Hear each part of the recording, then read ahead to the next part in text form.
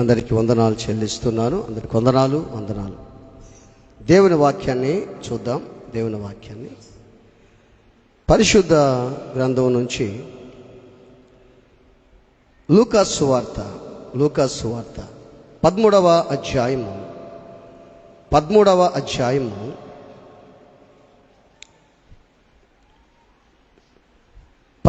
వచనం 13:10. విశ్రాంతి దినమున ఆయన యొక్క సమాజ మందిరములలో బోధించుచున్నప్పుడు 18 ఏండ్ల నుండి బలహీనపరచు దెయ్యము పట్టిన యొక్క స్త్రీ అచ్చట ఉండెను. ఆమె నడుము వంగిపోయి ఎంత మాత్రమును చక్కగా నిలబడలేక ఉండెను. చాలు. విశ్రాంతి దినమున ఆయన ఒక సమాజ మందిరములో బోధిస్తున్నప్పుడు అక్కడ ఒక వ్యక్తి ఉంది. ఆ రోజుల్లో విశ్రాంతి దినం యేసుక్రీస్తు ప్రభు మరణ పునరుద్ధానం వల్ల మనం ఆదివారం ఆరాధన జరుపుకుంటున్నాం. అదేవిధంగా ఆ సమాజ మందిరంలో ఒక నడువంగిపోయిన స్త్రీ అక్కడ ఉన్న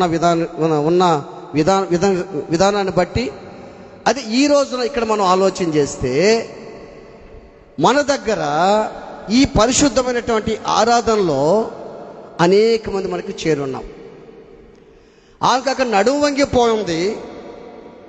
ఈ రోజున ఈ మందిరంలో ఎవరైతే ఆత్మీయంగా మానసికంగా వ్యాధుల చేత సతమతమవుతున్నారో దేవుడు వాళ్ళనే చూస్తున్నాడు. ఈ రోజున ఆ రోజున సమాజ మందిరంలో అనేక మంది సమాజ మందిరంలో ఉన్నప్పటికీ కూడా ఆమెను మాత్రమే చూశాడు ఆయన. ఈ నడుము వంగిపోయిన స్త్రీ మామూలుగా ఈ నడుము ఎవరు వంచేశారు? ఈమెకి ఎవరు వంచారు? సాతానుడు వంచేశాడు. సాతాను వెన్నుముక వంచేశాడు. ఈమెకి వెన్నుముక వంచేశాడు. అంటే ఒక మనిషికి సాతాను ఏం చేస్తాడంటే బలహీనతలు పెట్టగలడు, అంటే అంగవైకల్యాలు కలిగించగలడు. ఈ బైబిల్లో మనం చూస్తే ఒక్కో చోట మనం చూస్తే కొత్త నిబంధనలు మనం చూస్తే గుడ్డి సాతానని, కుంటి సాతానని, తర్వాత ఊసకాళ్ళు చేతులకు సాతానని, చెవిటి సాతానని, చాలా రకరకాల మూర్ఛ సాతానని, చాలా రకాల సాతాన్లు. అంటే ఈ వ్యాధులన్నీ ఎవరు పెడుతున్నారు చెప్పండి? ఎవరు పెడుతున్నారు? సాతాను పెడుతున్నాడు మనుషులకి. కడుపులో నొప్పని, తల నొప్పని, తర్వాత నడుము నొప్పని. ఈ మనిషికి సాతానుడు బలహీనత కలుగజేస్తున్నాడు, నొప్పులు పెడుతున్నాడు. ఒక మనిషికి సాతాను అంగవైకల్యాలు కలిగించగలడు. మరి అన్ని విధాలుగా మాత్రం కాదు, అందరికి కాదు, కొందరికి మాత్రం కలిగించగలడు. అది కూడా చెప్తున్నాను. అందరికీ కలిగించలేడు, కొందరికి మాత్రం అంగవైకల్యాలు కలిగిస్తాడు. దీన్ని బట్టి మనం ఏం చేస్తామంటే ఇది సాతాను పెట్టిందా, నాకు శారీరకంగా వచ్చిందని మనకు అర్థం కాక శారీరకంగా వచ్చేదానికి సాతాను అంటాం, సాతాను వచ్చేదానికి శారీరకంగా అనుకుంటాం. మన జీవితాల్లో మనకు అర్థం కాదు చాలా సందర్భాల్లో. దేవుడు మనకు పెట్టే బాధలు కష్టాలు మనం ఒకసారి మనం ఆలోచన చేస్తే ఆయన న్యాయస్థుడేనంట. అంటే మనకి పెట్టే బాధలు కష్టాలు చూడగా ఆయన న్యాయస్థుడేనంట. ఈ బాధలు కష్టాలు ఎందుకు వస్తాయి మనకంటే దేవునికి ఇంకా పరిపూర్ణతంగా వచ్చేదానికి మనకు వస్తాయి. రెండోది మనకి చూస్తే సమాజ మందిరములో దేవుడు వాక్యాన్ని బోధిస్తున్నప్పుడు అనేక మంది అక్కడ ఉన్న ఆ వ్యక్తి మాత్రం అక్కడ నిలబడుకో ఉంది. రెండోది ఆలోచన చేయండి. ఒకవేళ ఆలోచన చేస్తే సమాజ మందిరికి అప్పుడే వచ్చిందో లేదా తరచుగా వస్తుందో మనకైతే తెలియదు. అప్పుడే వచ్చిందో లేదా తరచుగా వస్తుందో తెలియదు. మనం బాగా ఆలోచన చేస్తే ఇవి రాలేని పరిస్థితి. ఎవరు? ఈ నడువంగిపోయిన స్త్రీ రాలేని పరిస్థితి అయినా కానీ మందిరికి వచ్చిందా లేదా? అంటే నడుము వంగిపోయింది, రాలేని స్థితిలో ఉన్నా కానీ మందిరికి వచ్చింది. మనకు నడుములు బాగానే ఉన్నాయి, కాళ్ళు చేతులు బాగానే ఉన్నాయి, మనకు శరీరం అంతా బాగానే ఉంది, అయినప్పటికీ మందిరానికి రాలేకపోతున్నాం. కారణమే తెలుసా? ఆత్మీయంగా నీకు నడుము వంగిపోయింది. ఇప్పుడు ఇవికి శారీరకంగా నడుము వంగిపోయి ఉంటే ఇప్పుడు చాలామందికి అట్టుంది. ఇప్పుడు ఆత్మీయంగా నడుము వంగిపోయింది, వాళ్ళకి నడుము వంగిపోయింది. అందుకని నడుము వంగిపోతే వాళ్ళు ఏం చూస్తున్నారంటే భూ సంబంధమైన వాటినే చూస్తున్నారు, కానీ పర సంబంధమైన వాటిని చూడటం వల్ల వాళ్ళు నడుము వంగిపోయిన మనిషి కిందనే చూస్తుంటాడు, కానీ పైన మాత్రం చూడలేడు. అందుకని మనం బాగా గమనిస్తే మన జీవితాలు ఎలా ఉందంటే, నీకు ఆత్మీయంగా నడుము వంగిపోయింది కాబట్టి నీవెంత సేపటికి నీ బాధలు, నీ కష్టాలు, నీ యొక్క ఉద్యోగాలు, నీ వ్యాపారాలు అన్నీ చూసుకుంటానే ఉన్నావు, కానీ దేవుని కార్యం అయితే కనిపించటం లేదు. విశ్రాంతి దినాన ఆయన సమాజ మందిరంలో వాక్యాన్ని బోధిస్తున్నప్పుడు, అంటే విశ్రాంతి దినానికి ఆ రోజు చాలా ప్రాముఖ్యత ఇచ్చారు. ఆ రోజుల్లో నిర్గమాకాండంలో మనం చూస్తే, నిర్గమాకాండం మరి 28లో మనం చూస్తే విశ్రాంతి దినాన్ని ఏం చేయాలంట, పరిశుద్ధ దినంగా ఆచరించండి అని బైబిల్లో ఉంది. ఉందా లేదా? ఉందా? విశ్రాంతి దినాన్ని పరిశుద్ధ దినంగా ఆచరించండి అని ఉంది. అంటే అర్థమైంది, అంటే శనివారం కదా, ఇది ఆదివారం కదా, అంటే రెండు ఒకటే. శనివారం పరిశుద్ధ దినంగా ఆచరించమన్నాడు, ఈ ఆదివారం పునరుద్ధానపు ఆరాధన. యెహోవా దేవుడు అన్న యేసయ్యన్న యెహోవా దేవుడే, ఆయన పరిశుద్ధాత్మ, ఆయనే పెట్టాడు ఇవన్నీ. పాత నిబంధనలు ఇశ్రాయేలునికి శనివారం పెట్టాడు, కొత్త నిబంధనలు యేసు ప్రభు వచ్చి మనకు ఆదివారం పెట్టాడు. ఈ రోజున బాగా ఆలోచించండి. ఆది విశ్రాంతి దినాన మనం ఏం చేస్తామో తెలుసా? బైబిల్ ఒకసారి మనం చూస్తే యెషయా గ్రంథంలో చూస్తే మనకు అర్థమవుతుంది బాగా. యెషయా గ్రంథం 58వ అధ్యాయము, యెషయా గ్రంథం 58వ అధ్యాయము 13వ వాక్యం చూడండి. 13వ వాక్యం,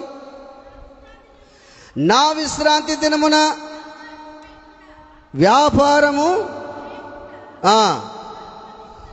నాకు ప్రతిష్ఠితమైన దినమని నీవు ఊరకుండిన ఎడల, విశ్రాంతి దినమున మనోహరమైనదనియు యెహోవాకు ప్రతిష్ఠిత దినమనియు ఘనమైనదనియు అనుకొని దాని ఘనముగా ఆచరించిన ఎడల, నీకిష్టమైన పనులు చేయకయు వ్యాపారము చేయకయు ఉండినెడల దేశం యొక్క ఉన్నత స్థలముల మీద నేను నిన్ను. చూసావా? ఎవరికంటే ఈ మాటలు చెప్పిందమ్మా? ఎవరికి మాటలు చెప్పాడు దేవుడు?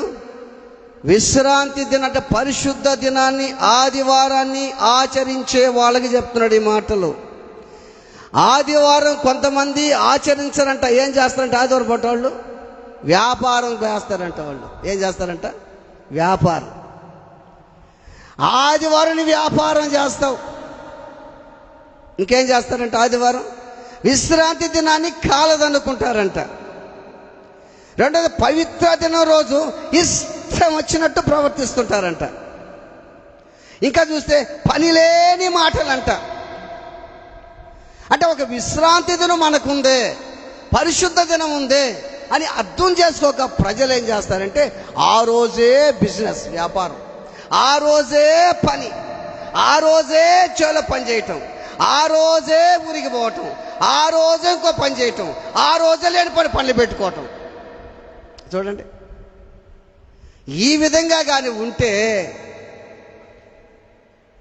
దేశం యొక్క ఉన్నత స్థలాల్లో మనం ఉండలేము అని బైబిల్లో ఉంది. చూసావా? ఎంతమంది విధంగా చేస్తున్నారో ఆలోచన చేయండి. ఆదివారం అని మనకు తెలిసి మందిరానికి పోకుండా, మందిరానికి రాకుండా మనం ఏం చేస్తాం? ఆ రోజే పని పెట్టుకుంటాం, ఆ రోజే పని పెట్టుకుంటాం, ఆ రోజు ఒక కార్యక్రమం పెట్టుకుంటాం. పనికి పోకుండా ఏం చేస్తాం? ఇంట్లో కూర్చుంటాం. లేని పోని మాటలు, పనికి మాలిన మాటలు, పని లేని మాటలు చెప్పుకుంటా ఉంటాయి. ఏంటంటే లోక వార్తలు. ఏ మాట అంటాయి?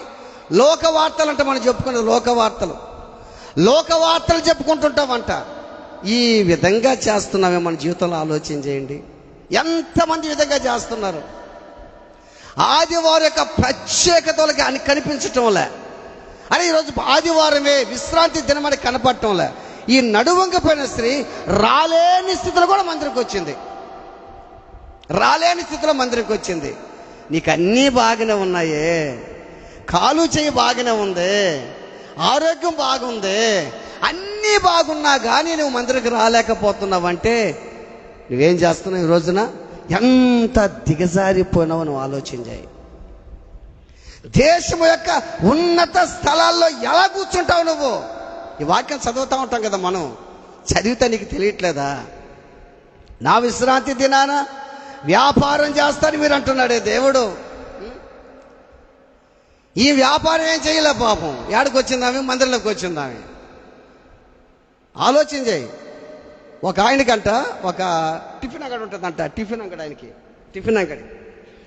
ఆ టిఫిన్ అంగడికి, అంటే నేను దీంట్లో చూసా, యూట్యూబ్లో చూసేదాన్ని నేను. టిఫిన్ అంగడి ఉంటే ఆ ఒక్క రోజుకి ఆయన ఉదయం పూట పెడతాడంటే, సాయంకాలం ఉదయం పూట పెడతాడంట. ఒక్క రోజుకి అంటే ఒక పూట 3,000 సంపాదిస్తాడంట టిఫిన్ అంగడిలో. అంటే ఇడ్లీ ఇంకా దోశ మొత్తం 3,000 సంపాదిస్తాడంట. ఆదివారం మాత్రం పెట్టాడంట. కొంతమంది వచ్చి ఆ టిఫిన్ అంగడికి వచ్చి చూస్తే ఆయన షాపు లేదు, ఆ బండి లేదు. నెక్స్ట్ డే సోమవారం అడిగారంట ఆయన్ని, అయ్యా నీ టిఫిన్ మాత్రం సూపర్ టేస్ట్, నేను మేము తిందామని వచ్చాము, మరి ఎందుకు నువ్వు ఈ విధంగా చేసావు, ఏమన్నా పని అక్కడ పోయినా అంటే, లేదయ్యా నేను చర్చికి వెళ్ళాను అన్నాడంట. అదేందయ్యా చర్చి? అవునయ్యా నేను యేసయ్యని నమ్ముకున్నాను, ఆదివారం మాత్రం చర్చిలో నేను కనిపించాను. నేను ఎంత పని చేసిన రోజు వ్యర్థమైపోద్దయ్యా, నేను ఆ రోజు కానీ పని చేస్తే నెక్స్ట్ సోమవారం పెట్టాను అనుకో నాకు 5,000 దేవుడిస్తాడని చెప్పాడంట. హల్లెలూయా, హల్లెలూయా. ఆయన అన్నాడంట, నేను పొర్రపాటును కూడా ఆదివారం నేను షాప్ మాత్రం పెట్టను, నేను చర్చికి వెళ్ళాలని చెప్పాడంట ఆయన. చూసావు, ఆదివారం రోజున మన జీవితంలో ఆలోచన చేయి. ఆదివారం ఒకవేళ నువ్వు పనికి వెళ్ళినా ఏదైనా చేసినా, ఏ చిన్న పని చేస్తున్నా ఆ సమయంలో మందిరంలో కలుసుకోవాలి. ఆలోచన చేయి. విశ్రాంతి దినాన వ్యాపారం చేయటం, తర్వాత ఇంకేం చేస్తున్నాం? ఇష్టం వచ్చినట్టు వ్యవహరిస్తూ ఉంటాం. మనం ఇష్టం వచ్చినట్టు వ్యవహరించడం, పని లేని మాటలు అంట, పని లేని మాటలు. చూడండి, యాకోబు రాసిన పత్రిక 1:26. యాకోబు రాసిన పత్రిక 1:26. యాకోబు రాసిన పత్రిక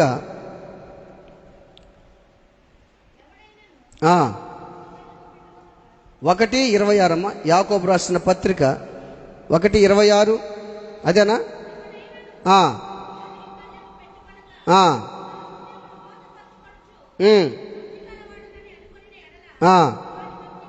వాని భక్తి వ్యర్థ. అంటే నోటికి కళ్ళెం పెట్టుకోకుండా అనేకమైన మాటలు మాట్లాడుకోవటం, అంటే పని లేని మాటలు మాట్లాడుకోవటం. ఆ రోజున ఏం మాటలంట?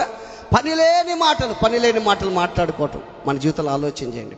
అయితే సమాజ మందిరములో దేవుడు వాక్యాన్ని బోధిస్తున్నప్పుడు ఈ నడుమకిపోయిన స్త్రీ అవి ఎంత మాత్రం చక్కగా నిలబడలేని స్థితిలో ఉన్నప్పుడు దేవుడు ఆమెను చూచెను అని వాక్యంలో ఉంది. అదేముంది అక్కడ? దాని కళ్ళ చూస్తే అదే లూకాసు వార్త 10:13 చూస్తే 12. యేసు ఆమెను చూచి రమ్మని పిలిచి, అమ్మా నీ బలహీనత నుండి విడుదల పొంది ఉన్నావని ఆమెతో చెప్పి ఆమె మీద చేతులుంచగానే ఆమె చక్కగా నిలబడి దేవుని మహిమ పరిచయం. చాలు. యేసు ఆమెను చూచి, బాగా ఆలోచించండి, ఎవరిని చూశాడంట దేవుడు? ఎవరిని చూశాడంట? మందిరములో ఎవరైతే బలహీనమైన స్థితిలో ఉన్నారో, ఎవరైతే బలహీనంగా ఉన్నారో దేవుడు వాళ్ళనే చూస్తాడంట. అంటే ఇవి ఆ రోజు వచ్చిందా లేదా తరచుగా వస్తుందా? ఆలోచన చేయి. ఒక తరచుగా వచ్చిన ఆ సన్నివేశం కనపడలా. ఇప్పుడు మనం బాగా ఒక వాక్యం మనకు జ్ఞాపకం వస్తుంది. ఏంటంటే, హన్నా ఎప్పుడు వచ్చిందంట? ఏటేటన్న మందిరికి వెళ్ళేదంట. ఏటేట వెళ్ళినా కానీ ఏ రోజు కూడా ఒక అనుభూతి కలగలేదు. ఎప్పుడైతే మనసు విరిగిన మనసుతో, నలిగిన మనసుతో ప్రార్థన చేసిందో అప్పుడు దేవుడు ఏం చేశాడు? ఆమె గర్భాన్ని తెరిచినట్టుగా మనం చూస్తాం. మందిరికి మనం వస్తున్నాం. మందిరికి వచ్చినప్పుడు మన జీవితాలు ఎలా తెలుసా? నువ్వు దేవుని దగ్గరకు వచ్చినప్పుడు, దేవుని ఆరాధించేటప్పుడు, వాక్యం వినేటప్పుడు నీ మనసు విరిగితే, నీ మనసు నలిగితే, నువ్వు విరిగిన మనసుతో దేవుని ఆరాధిస్తే దేవుని పట్ల అద్భుతమైన కార్యం చేస్తాడు. మన పరిస్థితులు ఎలా ఉంటున్నాయంటే బలహీనత. బాగా గుర్తుపెట్టుకో, సాతాను ఏం చేస్తాడు? బలహీనపరుస్తాడు నిన్ను. వాడి జీవితం అంతా బలహీనపరచటమే. వాడి జీవితం ఏం చేస్తాడు? బలహీనపరుస్తాడు. రోగాల వల్ల బలహీనపరుస్తాడు, కుటుంబాల్లో బలహీనపరుస్తాడు, వ్యాధుల వల్ల బలహీనపరుస్తాడు, సమస్యల్లో బలహీనపరుస్తాడు. మనం ఏం చేస్తాం తెలుసా? వాడు బలహీనపరుస్తాడు తెలిసి కూడా బలహీనపరిచే వాని వైపే మనం చూస్తాం, కానీ బలపరిచే దేవుని వైపు మనం చూడటం లేదు. బాగా గుర్తుపెట్టుకోండి, నిన్ను బలపరిచేది దేవుడు, బలహీనపరిచేది సాతానుడు. నేను చాలా సందర్భాల్లో బలహీనపరుస్తాడు. మందిరానికి రానికుండా బలహీనపరుస్తాడు, సమస్యలతో బలహీనపరుస్తాడంట, కష్టాల్లో బలహీనపరుస్తాడంట, ఇబ్బందుల్లో బలహీనపరుస్తాడంట, మందిరానికి అసలు పానికుండా బలహీనపరుస్తాడంట. నీ జీవితం అంతా కూడా బలహీనపరచటమే. ఏ విధంగా ఈ వ్యక్తిని, నడుము వంగిపోయిన వ్యక్తిని బలహీనపరిచాడో, ఆ వెన్నుపోస విరిచేశాడో, చక్కగా నిలబడలేకుండా చేశాడో, నిన్ను కూడా వాడు ఏం చేస్తాడు? ఇప్పుడు దేవుని మందిరానికి రానికుండా చక్కగా నిలబడి దేవుని ఆరాధన చేయలేకుండా వాడు ఏం చేస్తాడు? నిన్ను బలహీనపరుస్తున్నాడు. కానీ మనం ఆలోచన చేయాలి. కానీ దేవుడంట ఆమెను చూచి ఎంతోమంది సమాజ మందిరంలో ఉంటే 18 సంవత్సరాల నుంచి ఆమె నడుము వంగిపోయింది. గుర్తుపెట్టుకో, 18 వంగిపోయింది. 18 సంవత్సరాలు వంగిపోయింది దానికి. మన జీవితంలో మనం ఆలోచన చేస్తే ఎన్నో సంవత్సరాల నుంచి నాకు ఇదే బాధ ఉంది, ఇదే కష్టం ఉంది, ఇదే వ్యాధి ఉంది అని నలిగిపోతున్నాం కదా మన జీవితంలో. ఆలోచించి 18 సంవత్సరాల నుంచి అదే బాధ ఉంటే ఎంత నలిగిపోతుందామి, ఎంత విసిగి వేసారిపోతుందామి. దేవుని దగ్గరకు వచ్చి హృదయం ఎప్పుడైతే కుమ్మరించబడిందో, ఆత్మీయంగా నలిగిందో, దేవుడే ఆమెను చూసినట్టుగా మనం చూస్తాం. నా జీవితం ఇంకా ఇంతేనా, నా బ్రతికింతేనా? సాతాను ఎడ చేస్తాడు తెలుసా? నిన్ను ఇక నీ జీవితం ఇంతేనంటాడు, బలహీనపరుస్తాడు. నీకు తగ్గదంటాడు, నీ వ్యాధి పోదంటాడు, నీ కష్టాలు అంతేనంటాడు, నీ అప్పులు తీరవంటాడు, నీ సమస్యలు అంతేనంటాడు, నీ జీవితం అంతేనంటాడు. వాడు బలహీనపరుస్తాడు. బలహీనపరిచే వాడిని వైపును చూడొద్దు. వాడి జీవితం అంతా బలహీనపరచటమే. ఏ విధంగా రోగాలతో బలహీనపరుస్తాడో అదేవిధంగా సమస్యలతో, కష్టాలతో కూడా బలహీనపరుస్తాడు. నువ్వు వాని వైపు చూడకుండా బలపరిచే దేవుని వైపు మాత్రమే నువ్వు చూడాలి. ఎన్నో రోజుల నుంచి, ఎన్నో కష్టాల నుంచి, ఎన్నో పరిస్థితుల నుంచి, ఎన్నో సంవత్సరాల నుంచి నాకు ఈ బాధ ఉందే, ఈ బాధ నేను ఎలా చేయాలి? ఈ రోగం పోదా, ఈ సమస్య పోదా అని నువ్వు అనుకుంటున్నావు నీ జీవితంలో. దేవుడు ఖచ్చితంగా నిన్ను చూస్తాడు. నిన్ను చూడాలి అంటే నీ మనసు ఏం చేయాలి? విరగాలి. విరిగిన మనసును దేవుని ఆరాధించాలి. అమెరికాలో విలియం వైట్ అని ఒక వ్యక్తి ఉన్నట్టు. విలియం వైట్ ఆయన మంచి భక్తిపరుడు. ఆయన నడిచి వస్తుంటానంట, ఆయన తల మీదంట గొప్ప ప్రకాశమానమైన వెలుగు కనపడుతుంటుందంట. వెలుగు పక్కన వాళ్ళంట, అయ్యా విలియం వైట్ గారు, మీ తల మీద ప్రకాశమానమైన వెలుగు కనపడుతున్నాయా అని చెప్తుంటారంట. ఆయన అంటాడంట, ఆ వెలుగు నేను చూడటంలా, మీరు చూస్తున్నారు, మీరు ధన్యులని చెప్పాడంట. ఆ వెలుగు, నా తల మీద వెలుగు నేను చూడటంలే, మీరు చూస్తున్నారు, మీరు ధన్యులని చెప్పాడంట. ఆయన వాక్యం చెప్తా ఉంటే ఆయన నిలబడి వాక్యం చెప్తుంటే ఆయన పక్కన వెనక ఒక ఆయన కూర్చోంటాడంట. ఈయన వాక్యం చెప్తా వెనకెందుకు కూర్చుంటాడు ఆ వ్యక్తి అంటే, ఈయనకి వెనకంట పెద్ద పుండు ఒకటి ఉంటుందంట. వెనక ఉంటుందంట పెద్ద పుండు. ఆ వాక్యం చెప్తున్నప్పుడు ఆ పుండులో నుంచి పస ఏమంటారు దాన్ని, రస్సిగా అంటారా, అది కారుతా ఉంటుందంట. అది కారుతా ఉంటే వెనుకున్న వ్యక్తి కర్చీఫ్తో దాన్ని తుడుస్తూ ఉంటాడంట. ఆయనకి ఎన్ని సంవత్సరాల నుంచి ఆ పుండు ఉందో తెలుసా? 14 సంవత్సరాల నుంచి ఉందంట ఆ పుండు. 14 సంవత్సరాల నుంచి ఆ పుండు ఉంటే ఆ పుండు వైపు చూడాల, బలహీనపరిచే సాతాను వైపు చూడాల, బలపరిచే దేవుని వైపు చూస్తున్నాడు ఆయన. గుర్తుపెట్టుకో, ఎంతసేపటికి రోగాలు, ఎంతసేపటికి బాధలు, కష్టాలు, వాటి వైపు చూడొద్దు. నువ్వు వాటిని చూసే కొంది నీకు ఇంకా ఎక్కువ అవుతూ ఉంటాయి. నిన్ను బలపరిచే దేవుని వైపు చూడు. ఆలోచన చేయి. 14 సంవత్సరాల నుంచి ఆయనకి అంత వేదన ఉంటే దాన్ని లెక్క చేయకుండా ఆయన ఏం చేస్తున్నాడు? ఆయన వాక్యం చెప్తా ఉన్నాడు. ఎగిరెగిరి వాక్యం చెప్తాడంట. చెప్తుంటే వెనక కూర్చున్న వ్యక్తి ఏం చేస్తాడు? ఆ అదిరి తర్వాత అది వస్తూ ఉంటే దాన్ని తుడుస్తా, క్లీన్ చేస్తూ ఉంటాడంట. ఈరోజున ఆలోచన చేయి. 18 సంవత్సరాల నుంచి ఆమె నడువంగిపోయింది. 18 సంవత్సరాల నుంచి దేవుడు ఎప్పుడైతే మందిరానికి వచ్చిందో, విశ్రాంతి దినం వచ్చిందో, సమాజ మందిరానికి వచ్చిందో, దేవుడు ఆమెను చూసినట్టుగా వాక్యంలో ఉంది. ఈ రోజున సమాజ మందిరానికి రాకుండా, దేవుని మందిరానికి రాకుండా ఇళ్లలో కూర్చొని నువ్వు వ్యాపారాలు చేస్తున్నావేమో, పనులు చేస్తున్నావేమో, పని లేని మాటలు చెప్పుకుంటున్నావేమో, లేనిపోని మాటలు చెప్పుకుంటున్నావేమో, నీకు ఇష్టం వచ్చిన ప్రవర్తిస్తున్నావేమో, విందులు వినోదాలు చేస్తున్నావేమో. ఆలోచన చేయి. రాగలిగి కూడా నువ్వు రాలేకపోతున్నావు దేవుని మందిరానికి. ఆలోచన చేయి. రాగలిగి కూడా నువ్వు రాలేకపోతున్నావు. రాలేని స్థితిలో మందిరికి వచ్చి అద్భుతంగా దీవించబడింది. నడుముగపోయిన స్త్రీ స్వస్థపరచబడింది. ఈ రోజున మరి నీ జీవితంలో ఒక ప్రశ్న వేసుకుందాం. నిజమే కదా, ఆమె నడుము వంగిపోయింది, చక్కగా నిలబడలేకుంది. నేనైతే చక్కగా నిలబడుకో ఉన్నాను, బాగున్నాను. ఏమాత్రం కూడా ఆ ముఖం ఆకాశవైపు చూడలేదే, భూసముద్రం వాటిపై చూస్తుంది. నేనైతే ఆకాశవైపు చూస్తున్నానే. నా చూపు ఎలా ఉంది? నా చూపు వ్యాపారం మీద ఉందా? ఎప్పుడు ఆదివారం పూట నువ్వు వ్యాపారం చేయొద్దని చెప్పను, సంపాదించుకోవద్దని చెప్పను. నువ్వు సంపాదించుకో,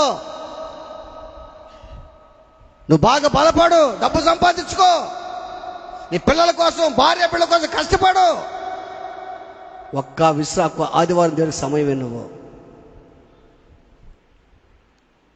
ఆలోచన చేయి. బైబిల్ ఒక వ్యక్తి ఉన్నాడు. ఆయన ఎవరు తెలుసా? ఏలియా. ఏలియా ఏం చేశాడంటే, బయలు ప్రవక్తలందరిని చంపేసేసిన తర్వాత ఆ మాట యెజబెలుకి తెలిసిందంట. ఎవరికి? యెజబెలుకి. యెజబెలుకి తెలిస్తే యెజబెలు ఏమో తెలుసా? చూద్దాం. మొదటి రాజుల గ్రంథం 19వ అధ్యాయము 19 మొదటి వాక్యం. ఏలియా చేసిందంతయు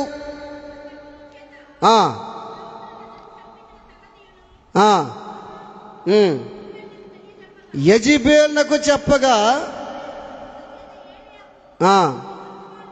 ఈ వర్తమానం పంపింది. రేపు ఈ వేళకు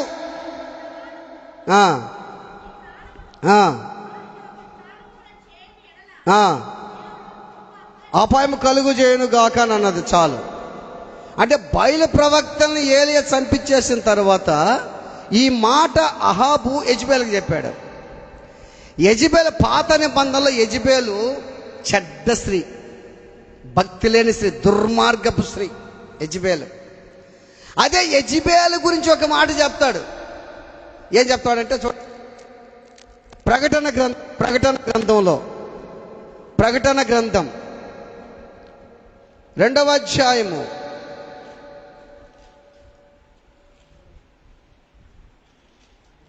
20 చదువు.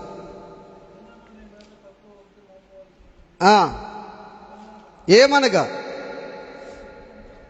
ప్రవక్తనని చెప్పుకొనుచున్నా యెజబెలు స్త్రీని ఉండనిచ్చుచున్నావు. ఎక్కడది? ఎన్నో వచ్చినావు అది? 2:20 చదువు.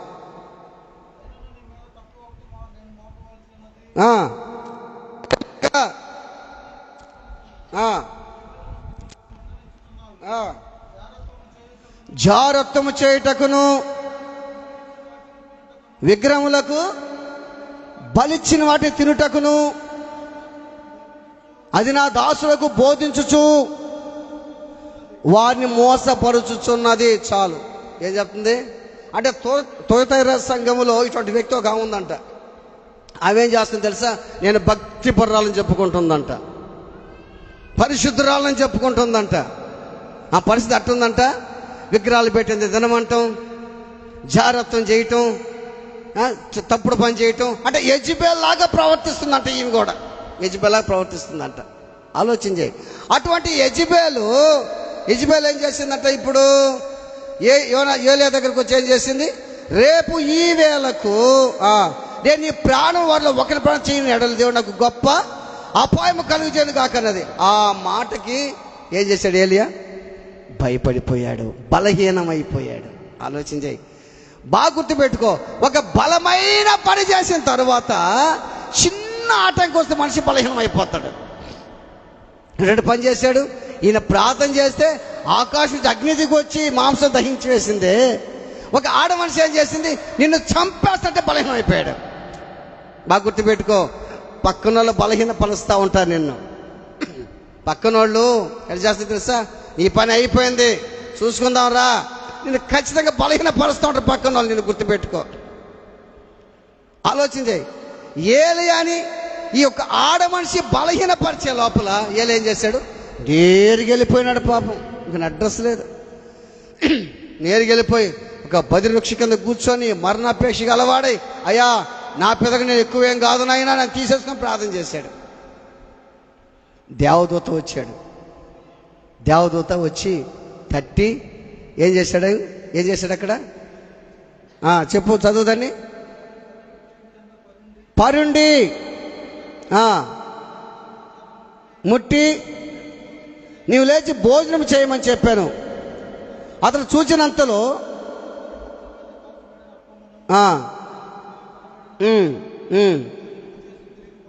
పరుండి. మళ్ళీ రెండో సంవత్సరం ఏడో వచ్చిన చదువుదాం. అయితే యెహోవా దూత రెండో మారు వచ్చి ముట్టి, శక్తికి మించిన ప్రయాణం నీకు సిద్ధమైనది చెప్పినప్పుడు అతను లేచి భోజనం చేసి ఆ భోజనపు బలము చేత నరువది రాత్రి మొగులు ప్రయాణము చేశాను. హల్లెలూయా. బలహీన యెజబెలు బలహీన పరిచింది, దేవుడు ఏం చేశాడు? బలపరిచాడు. గుర్తుపెట్టు. హల్లెలూయా, హల్లెలూయా. మళ్ళా దేవదూత మళ్ళా వచ్చి ఏం చేశాడు తెలుసా?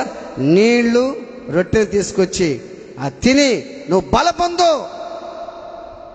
ఒక 40 దినాలు ప్రయాణం చేయాలని చెప్పిన తర్వాత ఏలియా ఆ యొక్క రొట్టెను నీళ్లను తాగి 40 దివారాత్రులు నడిచినట్టుగా మనం చూస్తాం. ఆ భోజనపు బలము చేత.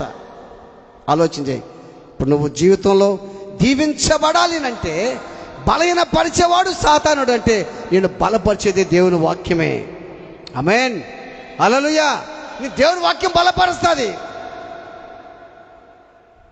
ఆ దేవుని వాక్యం దగ్గరకు మనం రావాలి. బలపరిచే వాని వైపే మనం చూడాలి.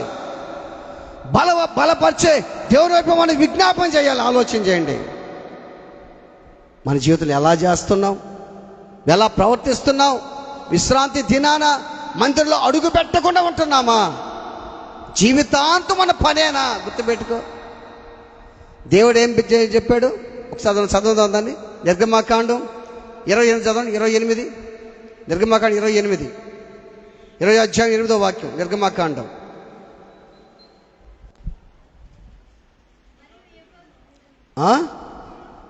విశ్రాంతి దినమును పరిశుద్ధముగా ఆచరించుటకు జ్ఞాపకం చేసుకొనుము చేయవలను. 7వ దినము నీ దేవుని యెహోవాకు విశ్రాంతి దినము. దానిలో నీవైనను నీ కుమారుడైనను నీ కుమార్తె అయినను దాసి అయినను నీ పశువైనను దేవుడు చెప్పేస్తే 7 దినాలు ఇచ్చాను రా నీకు, నేను నీకు 6 దినాలు కూడా చాలేటట్లేదే అంటే 10 దినాలు ఇచ్చిండేవాడు దేవుడు. ఏమన్నా 7 దినాలు నీకు ఇస్తే 6 దినాలు కష్టపడి పని చేసుకోరా నాయన, నువ్వు ఒక్కరోజు నా దగ్గరికి రారా, నువ్వు దీవించబడతావురా, దేశం యొక్క ఉన్నత స్థలాన్ని నేను ఎక్కిస్తాను అని వస్తేను అని దేవుడు చెప్తుంటే నాకు ఇది కూడా చాలటం లేదు ప్రభువా, ఇంకా 2 దినాలు పొడిగించుంటే బాగుండు అంటే 10 అని అనుకుంటున్నాం మన జీవితంలో. ఆలోచించి ఆదివారం కూడా తీసేసి తట్టున్నారంటే ఇంకా ఆదివారం కూడా తీసేసి శుక్రవారం పెట్టేటట్టున్నారంట. తెలుసా మీకు? అప్పుడైతే బలవస్తారు మన వాళ్ళు. ఇంకా ఆదివారం అనేది తీసేసి ఆదివారం వర్కింగ్ డే, శుక్రవారం సెలవు, ఆ రోజు పెట్టేటట్టున్నారంట. ఇప్పుడు మళ్ళా ప్రభుత్వం, మన మోడీ గారు దాన్ని తీసుకొస్తున్నారు ఇప్పుడు. కానీ దేవుడు ఏం చెప్పాడు మనకు? విశ్రాంతి దినం ఆ రోజు శనివారం ఇచ్చి, యేసు ప్రభు వచ్చిన తర్వాత ఆదివారం మనకిచ్చి, 6 రోజులు మీరు కష్టపడండి, 7వ రోజున నా దగ్గరికి రండి, ఏ పని కూడా చేయకూడదని చెప్పేశాడు దేవుడు ఆ రోజు. ఇక బైబిల్ ఏముంది? ఆయన సన్నిధిలో 1 దినం గడుపుట 1000 దినాల కంటే శ్రేష్టం. 1 రోజున గడుపుతున్నాం మనమా? 1 దినాన్ని గడుపుతున్నామా? కొన్ని గంటలు మాత్రమే కనపడుతుంటాం. ఆ గంటలు గడిపేదే దేవుని దృష్టిలో శ్రేష్టం. ఆమేన్, హల్లెలూయా. దేవుడు అనుకుంటాడు, బాగా గుర్తుపెట్టుకోండి. ఈరోజు ఆలోచించి ఇళ్ళకాడు చెప్పండి, మీరు ఎవరైతే పనులకి వెళ్ళిపోండారో గుళ్ళకు రాకుండా, ఎవరైతే కుటుంబీకుల్లో కొంతమంది వచ్చి వాళ్ళకి చెప్పండి, నాయన సారు వాక్యం చెప్పాడు, నాయన సార్ కదా దేవుని మాటలు అయ్యి వాక్యంలో ఉండవన్నీ, విశ్రాంతి దినం మందిరికి రావాలంట, విశ్రాంతి దినం వ్యాపారం చేయకూడదంట, పర్లేని మాటలు చెప్పుకోకూడదంట, విశ్రాంతిగా తిరగకూడదంట, ఇష్టపక్కన ఉండకూడదంట, మందిరికి రావాలంట, వస్తే లోక వార్తలు చెప్పుకోకూడదంట, నేను దేశం యొక్క ఉన్నత స్థలాలను నెక్కిస్తాడంట దేవుడు. అది లేదు, అది వద్దా నీకు? ఆలోచించి, అది వద్దా? నువ్వు ఎంతసేపటికి నడుము స్త్రీలాగా కింద చూస్తుంటావా? పైన ఎప్పుడు నువ్వు చూసేది? దేవుని దగ్గరికి ఎప్పుడు నువ్వు వచ్చేది? అందరు తమ సొంత పనులు చేసుకుంటున్నారు, కానీ నా పని మాత్రం ఊరు కూడా ఎవరంటారు ఈ మాట? దేవుడు అంటున్నాడు, మీ పని మీరు చేసుకోండి, కానీ దేవుని పని కూడా చేయండి. దేవుని పని కూడా చేయండి. అదే దేవుని పని అంటే విశ్రాంతి దినాన్ని పరిశుద్ధ దినంగా మీరు ఆచరించాలి. నడువంగిపోయిన స్త్రీ ఆ మీద చేతులు ఉంచగానే అవి ఏంటంట చక్కగా నిలబడి దేవుని మహిమపరిచినట్టుగా చూస్తాం. ఆవిడ ఉన్నటువంటి సాతాను శక్తులన్నీ పారిపోయినట్టుగా మనం చూస్తాం. నువ్వు దేవుని మందిరికి వస్తే సాతాను శక్తులు పారిపోతాయి, నువ్వు ఆత్మీయంగా బాగుపడతావు, శారీరకంగా బాగుపడతావు. నాకు శారీరక స్వస్థత అంటున్నావు, కానీ నువ్వు ఆత్మీయంగా నువ్వు స్వస్థపరచబడితే ఆటోమేటిక్గా శారీరక స్వస్థత కూడా పోతుంది, దగ్గర నుంచి వెళ్ళిపోద్ది. అంతే. ఎంతసేపటికి నాకు శారీరక స్వస్థత అంటున్నావే కానీ ఆత్మీయ స్వస్థత కోసం నువ్వు ప్రయాసపడు. ఈ మధ్య సోమవారం మంగళవారం 1 రోజున్నా నేను ఇంట్లో, నేటి వరకు రాత్రి వరకు నిన్న వరకు ఇంట్లోనే లేను. తిరగటం ప్రార్థనలకి అవన్నీ ఈ కార్యక్రమం. ఇంటికి రా ఇప్పుడు తెలిసి వచ్చేది 3:30, 4 కట్ట వచ్చేది. ఇంకేం పనుకుంటావు అప్పుడు? నిన్నైతే అడుగంతా నొప్పి వచ్చేసింది, అంతా నొప్పే, కడుపు అంతా నొప్పి వచ్చేసింది, మొత్తం నొప్పి వచ్చేసింది. రాత్రి ప్రార్థన చేసుకున్నా, అయ్యా నీ దాసురాలు నువ్వు తీసేసుకున్నావు, నేను ఇంట్లో ఉంటే నాకు జ్ఞాపకం వస్తుంది, నన్ను బయటికి తీసుకెళ్ళు, తిప్పు, నన్ను బయట తిప్పు. 1 మీటింగే కాదు, ఎన్ని మీటింగ్ తిప్పేసి నేను బయటికి వెళ్ళిపోతా, ఇంట్లో ఉంటే ఉండలేకపోతుంటా. అయితే నాకు ఆరోగ్యం కావాలని ప్రార్థన చేసి, నేను తిరగాలి కదా, నాకు ఆరోగ్యం దయచేయి, నాకు ఆరోగ్యం కావాలని ప్రార్థన చేస్తే నిన్నంతా నొప్పే, రాత్రి నుంచి నొప్పే లేదు, రాత్రి నుంచి ఫ్రెష్గా ఉంది. నువ్వు దేవుని దగ్గరికి రా, దేవుని అడుగు, నువ్వు దేవుడికి ప్రాధాన్యత ఇవ్వు. నువ్వు నీ రోగానికి, నీ కష్టాలకి, నీ అవసరాలు కదా ప్రాధాన్యత. ఎవరికి నువ్వు దేవుడికి ప్రాధాన్యత. తెలుసు, తెలుసు, బాధలు తెలుసు, నీ ఇబ్బందులు తెలుసు, ఇరుకులు తెలుసు, అప్పులు తెలుసు, అన్నీ తెలుసు ఆయనకి, అన్నీ తెలుసు ఆయనకి. 18 సంవత్సరాల నుంచి ఉంటే ఆయనకి తెలీదా? దేవుడికి తెలీదా? అప్పుడు ఎందుకు చేశాడు ఆయన? దేవుడు రావాలా, ఆమెని బాగు చేయాలి. యేసు ప్రభు ఉన్నప్పుడు సమాజ మందిరికి రాలేదా? వచ్చుంటుంది ఆమె. ఒక సమయంలో దేవుడు ఆమెను స్వస్థపరిచి, నిన్ను కూడా స్వస్థపరుస్తాడు దేవుడు. నిన్ను కూడా నీ కుటుంబాన్ని బాగు చేస్తాడు దేవుడు. నీ బలహీనతను బట్టి కృంగిపోబాకు, నలిగిపోబాకు. నువ్వు వింతే, నీ జీవితం వింతే, నీ బ్రతికింతే, నీ పరిస్థితి ఇంతే అన్నీ చెప్తాడు వాడు. నువ్వు లాభం లేదంటాడు. ఏలియా కూడా బలహీన పడిపోయాడు కదా. ఇక అంతే, ఇక చంపేస్తుంది నన్ను, యెజబెలు చంపేస్తే ఇక నా లాభం లేదని అనుకున్నాడు. కానీ బలపరిచే దేవుని దగ్గరకు వచ్చాడు ఆయన. బలపరిచే దేవుడు ఆయన దగ్గరకు వచ్చాడు. నేను బలపరిచేది ఆ దేవుడే. ప్రార్థన చేసుకుందాం, తల ఉంచి కళ్ళు మూసుకుందాం.